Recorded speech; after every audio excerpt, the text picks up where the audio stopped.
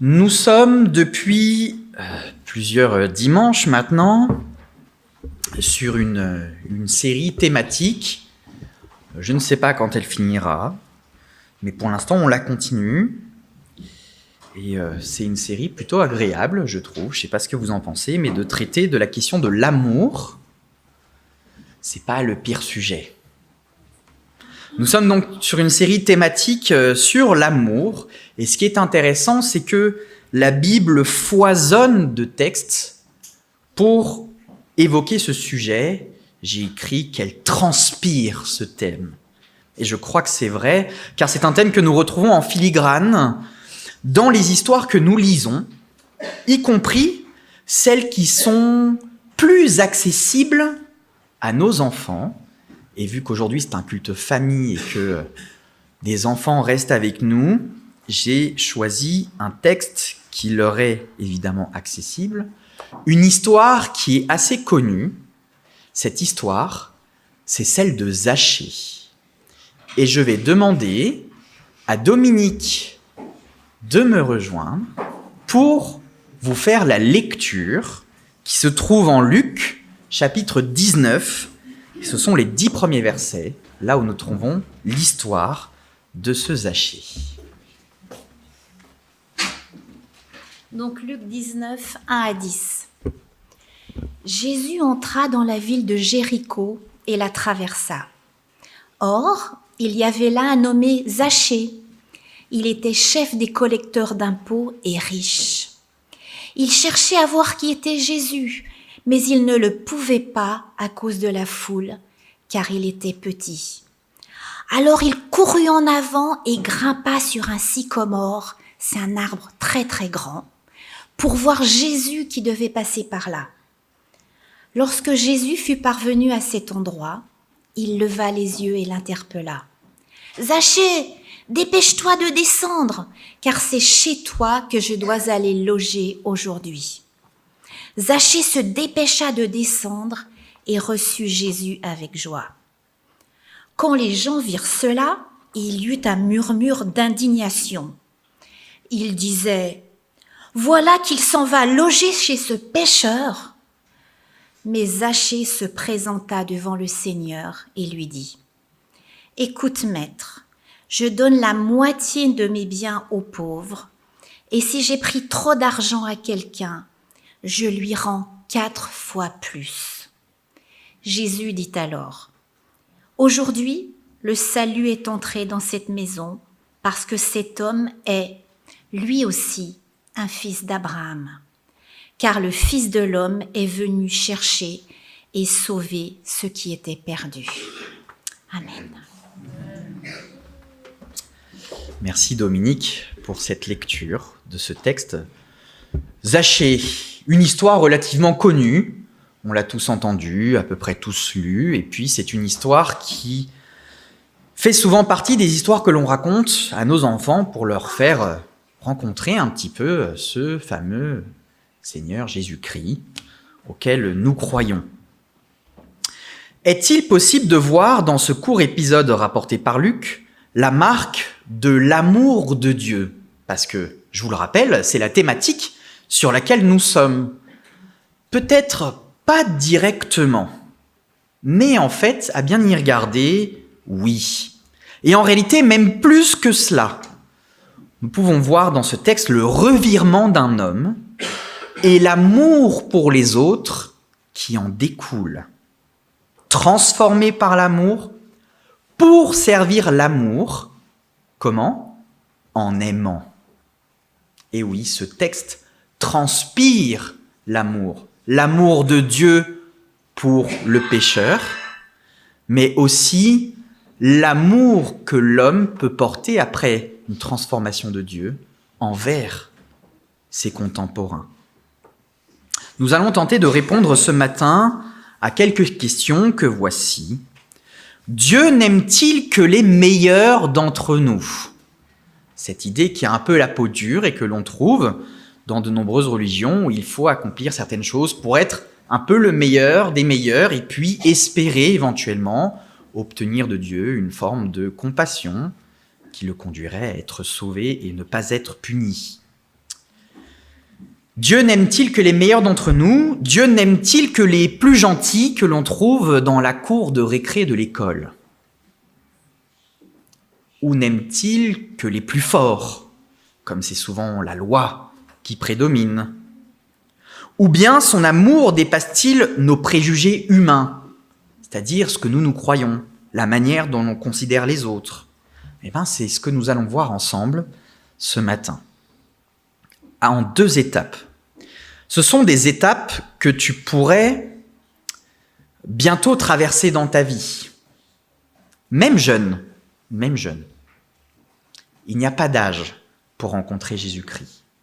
La première étape, c'est le rendez-vous. Ce rendez-vous important que beaucoup ici ont déjà expérimenté. Et la deuxième étape qui va nous intéresser, c'est qu'est-ce qui découle de ce rendez-vous? Un engagement, l'engagement. Et donc, premièrement, le rendez-vous. On connaît tous la ville, à peu près, la ville de Jéricho, mais pour une histoire peu glorieuse.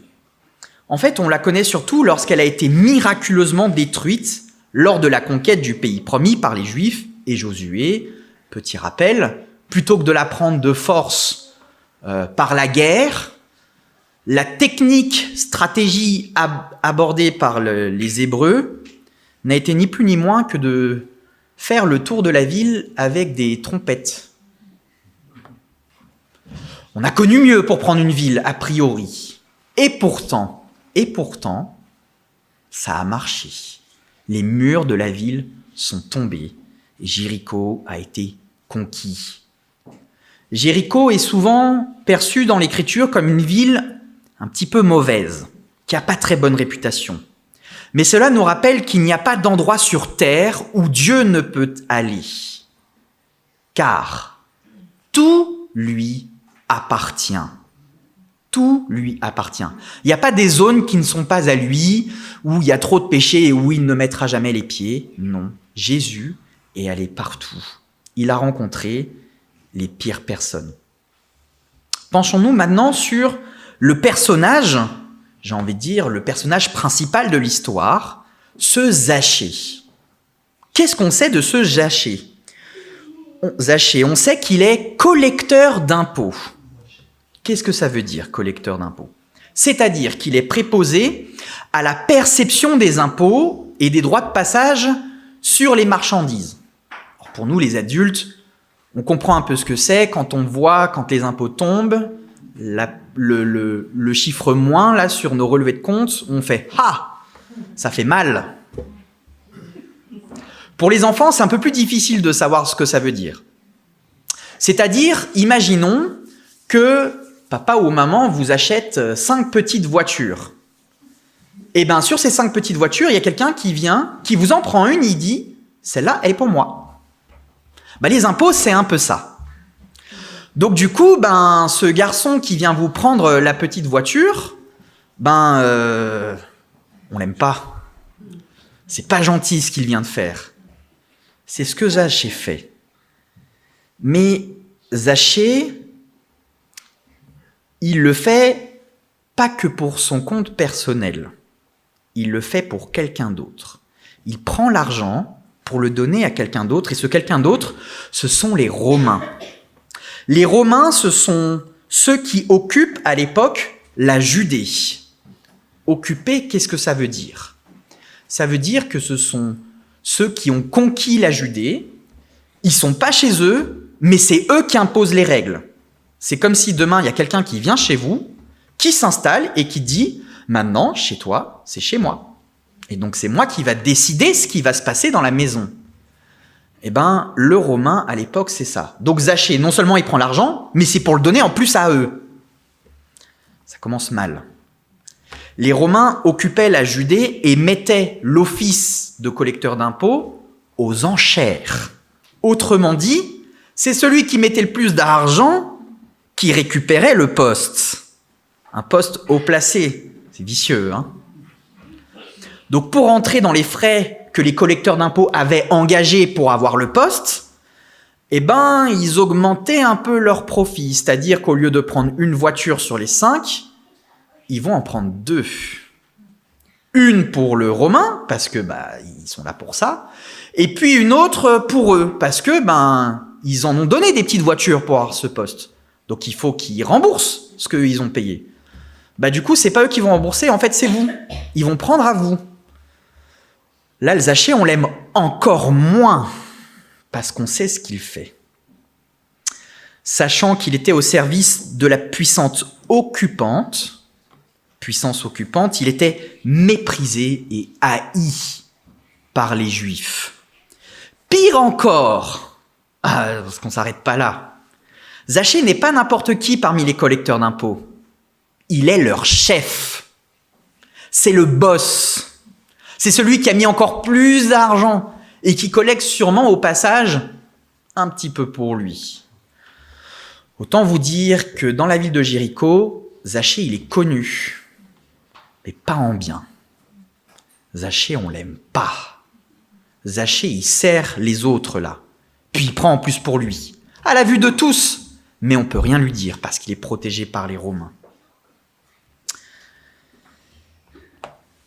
Il était donc riche, notable de la ville, c'est-à-dire quelqu'un d'important, quelqu'un qui est connu, qui a une position, qui est bien placé dans la société. Dans notre perception du monde actuel, on dirait de Zachée que c'est quelqu'un qui a réussi. Peut-être pas vraiment, mais un peu quand même. On aime bien les gens qui réussissent dans notre vie. Il était riche quant au monde, mais il n'était pas encore riche quant à Dieu. Riche quant au monde, mais pas encore riche quant à Dieu. Son métier rappelle au peuple juif une période désagréable. Son esclavage. Esclavage aux autres nations. Quelque chose qui est répétitif chez les juifs de l'époque. Ils ont été esclaves en Égypte, puis après ils ont été esclaves auprès des Assyriens, puis après ils ont été esclaves auprès des Babyloniens, et puis maintenant ils sont esclaves auprès des Romains. Ça commence à faire beaucoup. Esclave des autres nations, conséquence de son infidélité envers Dieu. Je rappelle, l'Ancien Testament le présente, que c'est une punition que Dieu leur a fait, car ils n'ont pas obéi à ce que Dieu leur a demandé. L'histoire d'Israël dans l'Ancien Testament, c'est ça. On veut vivre tout seul. Du coup, Dieu nous punit. Mais du coup, on revient à Dieu. Oui, mais maintenant qu'on est au top, on veut revivre tout seul. Et voilà. Israël, tout le long, c'est ça. Ça ressemble pas mal à notre vie, en fait. C'est facile de taper sur eux. Oh là là, qu'est-ce qu'ils étaient vraiment nuls dans l'Ancien Testament. Mais si on avait été à leur place, croyez-moi, on aurait fait exactement pareil qu'eux. Peuple cou raide, l'Écriture dit. C'est-à-dire qu'il ne plie pas le cou. Il ne veut pas céder, s'humilier devant le Dieu qui l'a sorti d'Égypte. Et donc, forcément, le juif n'aime pas trop qu'on lui rappelle ses erreurs, y compris d'ailleurs lorsqu'elles sont fondées. Mais ça, je pense que c'est un peu tout le monde. Quand on a quelqu'un qui remue le couteau dans la plaie, on n'aime pas trop cette personne. C'est un peu ce qu'il fait par son métier. Il rappelle aux autres, tu dois payer l'impôt, car tu es soumis à l'envahisseur romain. C'est ça aussi le rôle de Zachée. Autrement dit, il n'y a rien qui va. La considération de Zachée auprès des Juifs est catastrophique. Mais ce Zachée, il a entendu parler de quelqu'un de populaire. C'est la personnalité du moment. Et, fait important, cette personne, elle va passer à Jéricho. C'est le moment de saisir l'occasion, c'est le moment d'aller voir cette personne. Sa curiosité le pousse à voir ce Jésus dont tout le monde parle en ce moment. Qui est ce Jésus? Il va passer à Jéricho? Nickel, c'est le moment de le voir. Problème. Le texte nous dit que Zachée est de toute petite taille. C'est comme vous les enfants, quand les adultes ils se lèvent pour chanter, on voit plus ce qu'il y a devant. Zachée c'est pareil. Et il se dit, mince, punaise, Jésus il va passer là, et je vais même pas le voir, parce que je suis trop petit. Puis du coup, lui il va pas me voir non plus. Est-ce que ça vaut vraiment le coup d'y aller? Oui, j'y vais. Il a une idée. Sur le trajet, il y a un sycomore, c'est un grand arbre. Et ben Zachée, il dit, je vais grimper dans l'arbre, comme ça je vais surplomber les autres et je suis sûr de voir ce Jésus. Ça ne semble rien, mais rappelez-vous la position de Zachée dans la société. C'est quelqu'un d'important. C'est un notable de la ville. Il est le chef des collecteurs d'impôts. C'est pas un peu bizarre de voir quelqu'un d'aussi important se retrouver à grimper à un arbre pour voir quelqu'un? Imaginez un peu la situation. Sa manière d'agir est peu conventionnelle. Et ça peut lui attirer les moqueries. Ben, regarde-le, l'autre là. Regarde, il est même monté dans l'arbre tellement il est petit. Mais ça, c'est l'aspect superficiel des choses. Peut-être qu'en réalité, c'est le signe de quelque chose de plus profond. Est-ce que c'est pas là déjà un acte de foi? Peut-être. On va le voir dans la suite. Donc, il monte dans l'arbre et Jésus passe. Et là, quelque chose d'improbable arrive. Quelque chose qui a de quoi nous interpeller. Jésus s'arrête, il s'adresse à Zachée. Peut-être il aurait pu lui dire « Qu'est-ce qu'il fait dans l'arbre celui-là ?» Pas du tout. Il l'appelle par son prénom. « Zachée, là je te vois. » Vous imaginez le choc? Ils ne se connaissent pas. Ils ne se sont jamais vus. Si c'était le cas, Zachée n'aurait pas eu besoin d'agir de la sorte. Il aurait dit « Ah bah Jésus, c'est un copain, il va venir à la maison. » Non, ils ne se connaissent pas. Imaginez. On est à Rueil-Malmaison, là il y a quelqu'un d'important qui passe, puis qui t'appelle par ton prénom. « Ah, au fait, aujourd'hui je dois manger chez toi. » Bon. Pourtant, le Christ est venu à Jéricho pour lui. Il se permet même de s'inviter chez lui. Alors aujourd'hui, en bon français, on dirait « quel culot ». Franchement, c'est pas trop dans notre culture de s'inviter. C'est même un peu mal poli. Ou alors, il faut le faire de manière très douce, mais on ne dit pas « au fait, ce midi, je mange chez toi ». C'est pas comme ça qu'on fait. Il y a des manières. Cette personnalité qui vient de passer à Jéricho t'appelle par ton prénom et s'invite chez toi. Quelle surprise! Est-ce que c'est pas un peu inattendu? Oui, il y a un détail près. Jésus n'est pas n'importe qui. Jésus est Dieu. Il sait tout. C'est pas quelqu'un d'important juste là à l'instant T. C'est la personne la plus importante qui existe de toute l'histoire. Et même avant l'histoire et même après l'histoire. Parce qu'il est celui qui a tout créé. Celui par qui tout a été créé et pour qui tout a été créé, c'est l'apôtre Jean qui nous le dit. C'est-à-dire, Zachée inclus, et toi aussi. C'est ton créateur, pour qui tu as été créé. Il est venu sur terre pour rencontrer ces créatures, rencontrer ces hommes avec un grand H qui sont perdus. Il est venu pour te rencontrer, toi, personnellement. Ce rendez-vous avec Zachée va changer sa vie, tout comme il peut changer la tienne. La deuxième étape de cette rencontre, c'est l'engagement. Zachée reçoit donc Jésus, et le texte nous dit avec joie. Il est content. Puis peut-être il y a un peu de quoi quand même. Ouah, c'est la personne du moment, tout le monde veut le voir, et puis en plus, il vient à la maison. Il y a de quoi.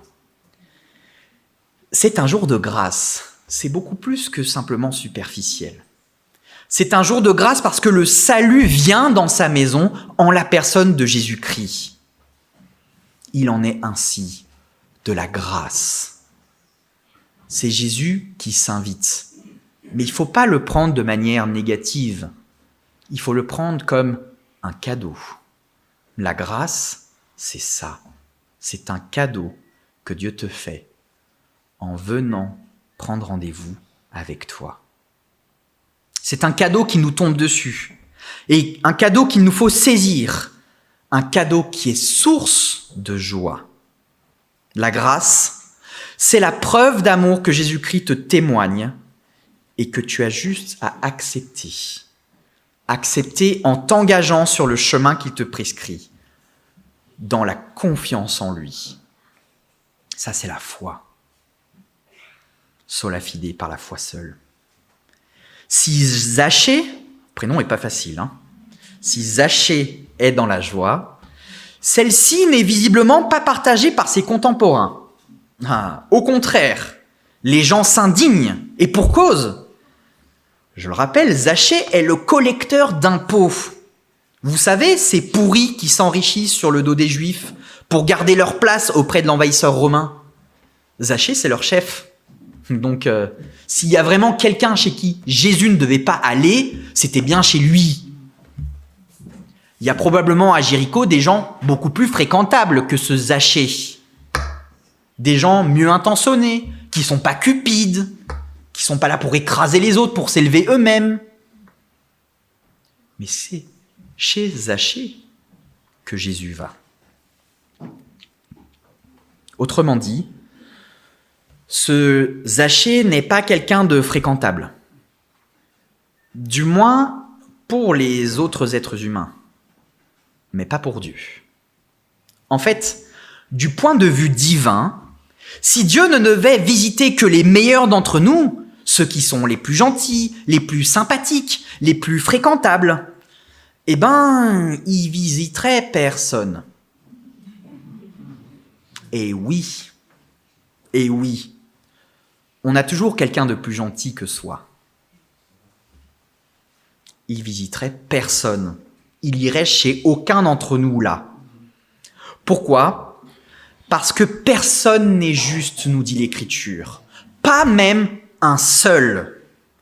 Personne n'est légitime, ne serait-ce que pour s'approcher de Dieu. Alors, puisque personne n'est légitime, ne serait-ce que pour s'approcher de Dieu, c'est Christ qui s'est approché de nous. C'est la raison pour laquelle c'est Christ qui est venu jusqu'à nous, pour faire ce qu'aucun de nous ne peut faire. Il a quitté sa condition divine, sa gloire. Il s'est abaissé à notre condition humaine par amour. Quand je vous disais que le texte transpirait l'amour de Dieu, il l'a fait par amour. Pour toi, pour te rencontrer, toi. Zachée fait preuve d'un revirement à 180 degrés dans sa vie. Tout change. Lui qui prenait l'argent des autres pour son enrichissement personnel et pour le compte de l'occupant romain, décide de rendre l'argent. Mais pas de le rendre simplement, je le rends. Je t'ai pris 1 euro, je te rends 1 euro. Non. Il compte rendre beaucoup plus que ce qu'il ne devrait même. Pourquoi ce qu'il ne devrait ? Parce qu'en fait, le vol, si on considère que c'est du vol, est codifié par la loi de l'Ancien Testament. C'est-à-dire qu'il y a des règles quand on a volé par rapport à ce qu'on doit rendre. On trouve par exemple en Exode 22, verset 3, si tu voles quelque chose, si tu voles une petite voiture, tu dois rendre non seulement de ce que tu as rendu, le double. C'est-à-dire, tu rends une petite voiture plus 2 petites voitures. Donc en fait, tu en as volé une, tu dois en rendre 3. Ça, c'est la loi. Mais il y a une circonstance atténuante. Ça, c'est pour les juristes qui sont parmi nous. S'il y a une confession du vol, c'est-à-dire si tu reconnais, j'ai volé, j'ai pas bien agi, je vais rendre, ce que tu dois rendre est réduit. C'est 1/5 de la valeur, selon Nombre 5, verset 7. Mais on voit que Josué va rendre beaucoup plus, puisqu'il va rendre 4 fois plus. Il va même au-delà de ce que la loi préconise. Signe d'une modification drastique de son attitude. Parce qu'elle manifeste la repentance sincère de Zachée, mais aussi le revirement de ses priorités. Désormais, ce qui compte pour lui, ce n'est plus sa richesse personnelle, sa réussite, ou même son statut parmi les notables de la ville.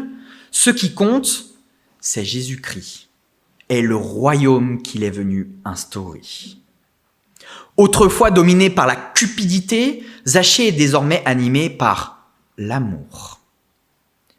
Il s'est humilié devant le Seigneur, le Sauveur du monde.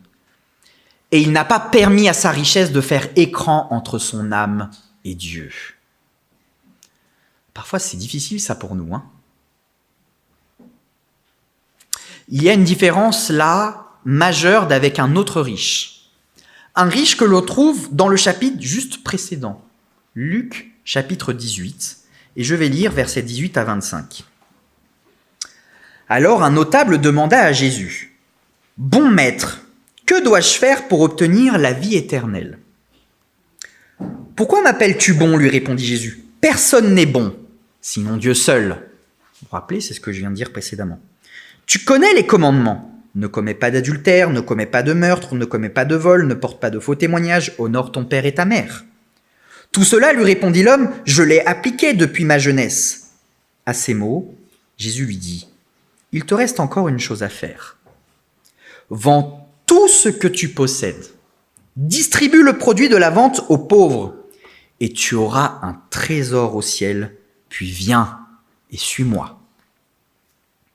Quand l'autre entendit cela, il fut profondément attristé, car il était très riche. En le voyant ainsi abattu, Jésus dit qu'il est difficile à ceux qui ont des richesses d'entrer dans le royaume de Dieu.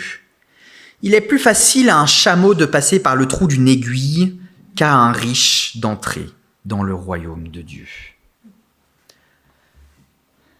Malheureusement pour ce riche-là, il n'a pas réussi à abandonner ses richesses pour gagner Christ.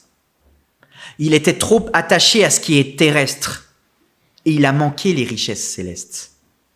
Ça, parfois, c'est nous. Hein. C'est dur de lâcher ce qu'on a. C'est pas facile. De son côté, Zachée reçoit Christ avec joie dans sa maison et il accepte le salut qui est en lui par la foi. Désormais, il veut utiliser son argent pour la gloire de Dieu et non la sienne. Il veut utiliser son argent pour le bien de ses voisins. Petite notion importante, le salut ne dispense pas de réparer les torts que nous avons commis avant notre conversion. Bien au contraire. Bien au contraire. Il s'agit là de témoigner de l'amour que nous avons reçu en demandant pardon. Comme nous avons demandé pardon à Dieu pour nos propres fautes. Repentance vis-à-vis de Dieu, oui, évidemment, me direz-vous, mais pas seulement. Vis-à-vis des autres aussi. Nous serions tentés de voir dans le discours de Zachée des mauvaises motivations. Peut-être essaye-t-il de faire de sa générosité les conditions de son salut. Peut-être est-ce qu'il essaye d'amadouer le Seigneur. Peut-être qu'il essaye d'acheter son salut. Sauf que, n'oubliez pas une chose très importante. L'amour ne soupçonne pas le mal. C'est ce que dit Paul aux Corinthiens. L'amour ne soupçonne pas le mal. Pourquoi est-ce qu'on est obligé de penser tordu ? Ça, c'est notre condition humaine, ça. Mais peut-être que c'était pas sincère. Peut-être qu'il l'a fait pour une autre raison. Mais là où le jugement des hommes s'arrête à la parole d'une personne, ou au mieux peut-être à ses actes, Dieu regarde au cœur. Et c'est ça la grande différence avec nous. Il sait que Zachée a un cœur sincère et qu'une profonde transformation intérieure a lieu en lui. C'est pourquoi il annonce que le salut est entré chez lui. Premièrement, en la personne du Christ, seul sauveur possible sans qui personne n'ira au Père. Je suis le chemin, la vérité et la vie, il ne vient au Père sans passer par moi. Mais aussi parce que la foi que Zachée a manifestée en celui qui est entré chez lui est authentique, réelle. Crois au Seigneur Jésus et tu seras sauvé, dit l'Écriture. Jésus lui décerne alors le titre de fils d'Abraham. Qu'est-ce que ça veut dire ? Si le premier sens de ce titre qui nous vient à l'esprit est la notion d'appartenance au peuple juif par une descendance physique, biologique d'Abraham, ce n'est pas dans ce sens que Jésus l'applique à Zachée. C'est dans le sens de la descendance spirituelle.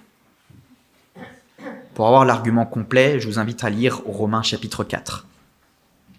Spirituelle. C'est-à-dire que Zachée a manifesté la vraie foi, celle qu'avait le patriarche Abraham avant lui, et grâce à laquelle Dieu l'a déclaré juste. De la même manière qu'il a déclaré juste Abraham par sa foi, il nous déclare juste aujourd'hui par la même foi en Dieu, en Jésus-Christ, son Fils et serviteur. Par sa foi, Zachée manifeste qu'il est un fils d'Abraham, contrairement à ses concitoyens juifs qui descendent physiquement d'Abraham, mais pas toujours spirituellement, parce qu'ils n'ont pas sa foi. Et ça change tout. Ainsi, le salut n'était donc pas entré dans la maison de Zachée en raison de sa charité ou de ses restitutions. Ces œuvres étaient en fait la conséquence du salut et non sa cause. Vous voyez, c'est toujours ce que je vous rappelle. C'est pas l'un et puis après l'autre, c'est l'inverse. On fait l'autre parce qu'il y a eu avant sa conversion. En parlant de titre, Jésus se désigne lui-même par un titre. Fils de l'homme. Fils de l'homme. Alors, les chrétiens lisent la Bible, fils de l'homme, bon, on sait que c'est Jésus, mais en fait, ça vient d'où ? Qu'est-ce que ça veut dire ? Ce terme, il prend sa source dans le livre de Daniel. Le livre de Daniel est un livre de l'Ancien Testament qui est un livre prophétique et eschatologique. Daniel chapitre 7, où il est question d'une prophétie du Fils de l'homme. Cette prophétie souligne à la fois l'humanité du Christ, Fils de l'homme, mais également, dans la prophétie de Daniel, sa divinité, car il est le roi davidique éternel, tant attendu, qui règne sur le royaume de Dieu. Ce Jésus que Zachée voulait voir était devenu pour lui plus qu'une personnalité importante qui passe dans la ville. Il est devenu pour lui le Seigneur, Fils de Dieu de toute éternité, qui venait dans ce monde comme un fils d'homme. Il était venu pour chercher et toucher le cœur des hommes perdus, toucher le nôtre, toucher le tien. Dieu sauveur s'abaissant à notre condition humaine pour sauver les pécheurs que nous sommes. Il n'est pas venu pour les meilleurs d'entre nous. Il est venu pour nous tout court.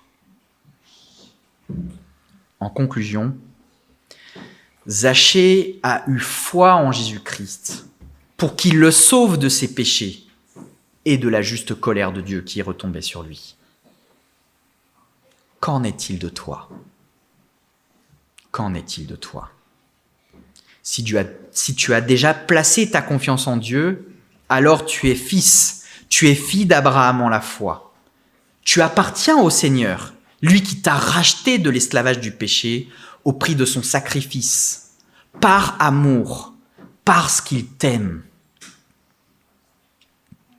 Magnifique, majestueux, glorieux, parfait est le message de l'Évangile.